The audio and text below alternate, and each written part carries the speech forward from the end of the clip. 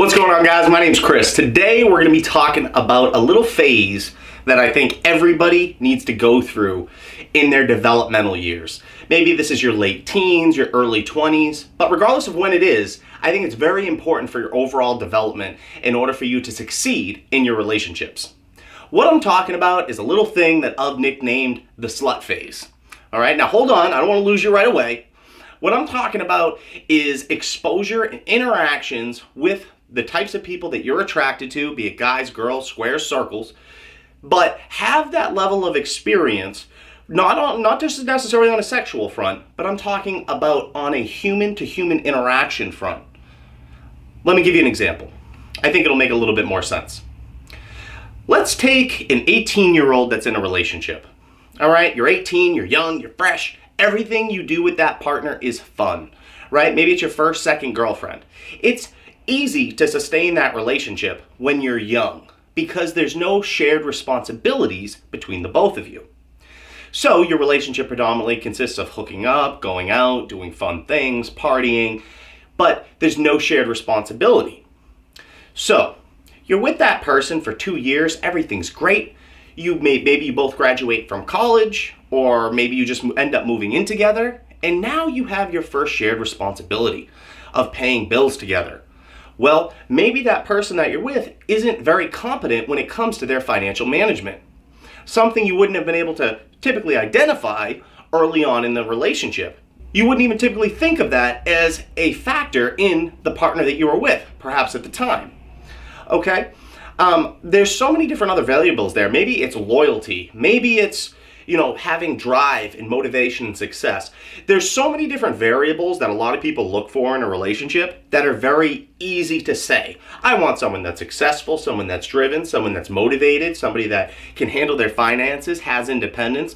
All of that is well and good, but can you identify if the person that you're talking to actually embodies all of those characteristics? Think about that for a second. When you first start talking to somebody, you could come out and ask them those types of questions, but chances are they're going to tell you more than likely what you want to hear, especially if it's during the infantile stage of your relationship.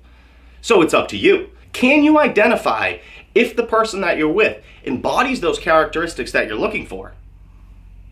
Can you do that?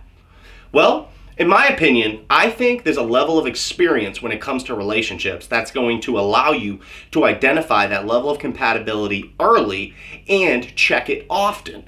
Because the people we are today are not necessarily the people that we are tomorrow. What we want now may not be what we want then.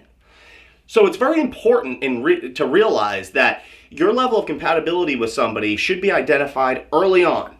And I don't want you to lie to yourself either. You need to be very upfront and realize, is this person somebody that I can see myself with in the long run, or are they not? And sometimes you might think that it is, but then it turns out it's not. I was dating a girl when I was a little bit younger, and she was going to school to become a lawyer, and she had a few issues, but she seemed like she was going in the right direction. We'll just kind of leave it at that, right? Well, fast forward a couple years, she's a college dropout, $30,000 in debt, she's not paying any of the bills that we live together. I had to call it off. So I signed up for one thing, and then I ended up with another. I was kind of like sold a false bill of goods. You know what I mean? It was like a bait and switch. But those types of things, I could have identified looking back on it. That same partner of mine ended up getting an OUI for drinking and driving.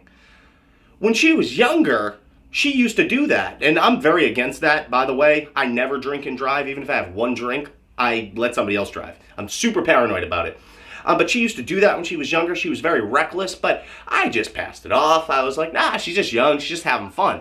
But those were the early warning signs that I didn't identify at the time. That, wait a minute, is this girl this responsible, driven, motivated woman that I want to be with? Well, I lied to myself and I drank the Kool-Aid. But it turns out she wasn't. So that's the experience factor. Now, I've been in about 5 1 to 2 year relationships, or some even longer, since the time I was about 16 years old. Now, I'm creeping up on 30 right now, so just keep that in perspective. So I have about 14, 15 years worth of relationship experience, roughly.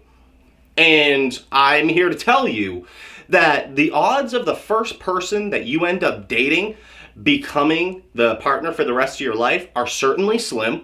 And I'm not saying that to say anything negative, but it's just the sad truth.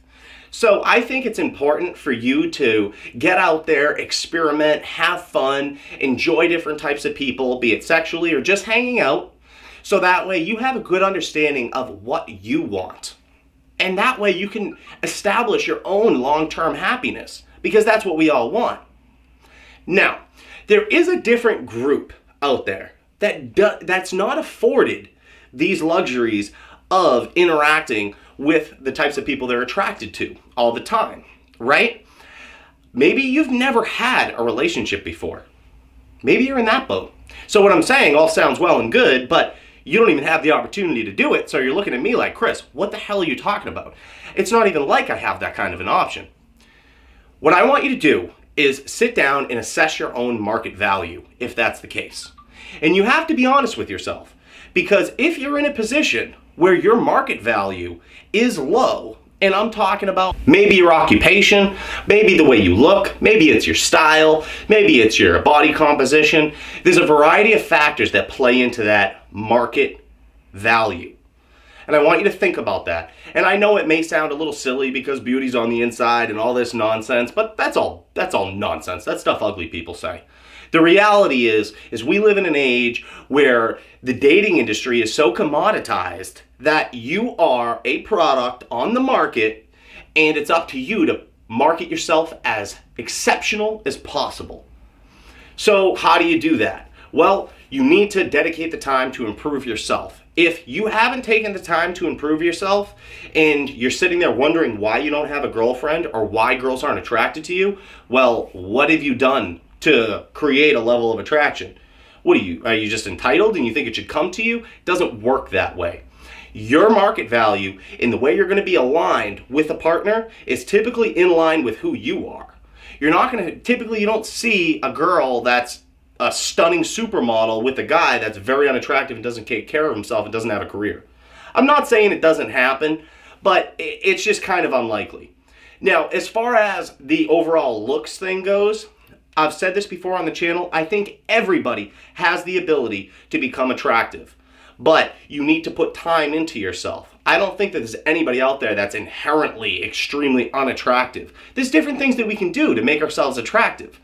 And when I say the word ugly earlier, I'm not talking about necessarily physically ugly. I'm talking about mentally ugly and just overall negative character traits that play into who you are that are not desirable by the people that you want to be with. Okay? So, think about your overall market value and do the assessment if you fall into that bracket. But what I'd recommend is if you are getting into the dating scene or you're trying to find your lifetime partner, I want you to think about the criteria that you want in a partner, and I want you to adhere to that criteria as much as possible. You're not going to find somebody, well, you might, but it's unlikely you're going to find somebody that checks every single box, but it's about the pros and the cons, right?